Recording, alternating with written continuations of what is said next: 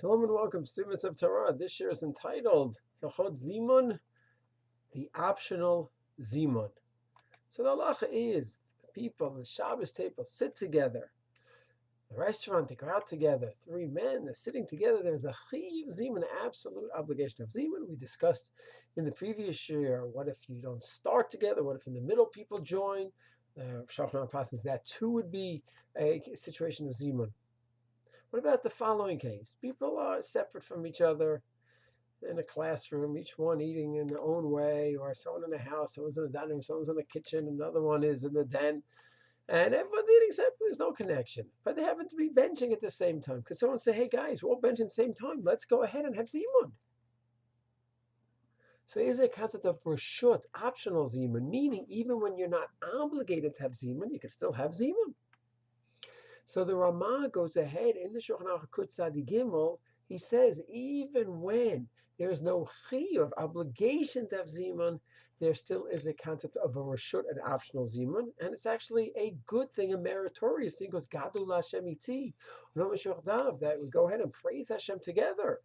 So you don't have to, because you didn't bond together at the meal, and therefore you're not chayav to be bound together at the benching, but you could.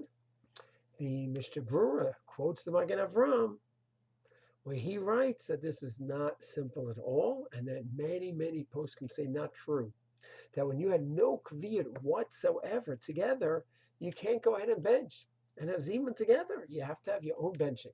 And let's not forget, the original zimun was that when you have a group together benching, one benches out loud, word for word, and everyone else just answers amen to each bracha. That's the ideal zimun. We don't do that anymore because it's not so easy to focus.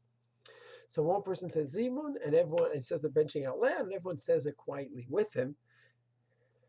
But that's the real zimun, and therefore some say only when you have that real zimun, where theoretically you could have done that, that's when you can also have the other zimun that we do today. And the Magen Avram says that when you are not joined together, you're just three separate people and sitting in separate places, you couldn't have that real zimun. You can't have any zimun in such a case. Well, Ramah says you can. Mishmur does not have a clear psak. He says that it would seem from the Pri Megadim that to have 10, if you have 6, 7 people here and another 4 there, and they didn't join together, now they want to join together to say Elokeinu, Nevarach Elokeinu Shechem Shalom.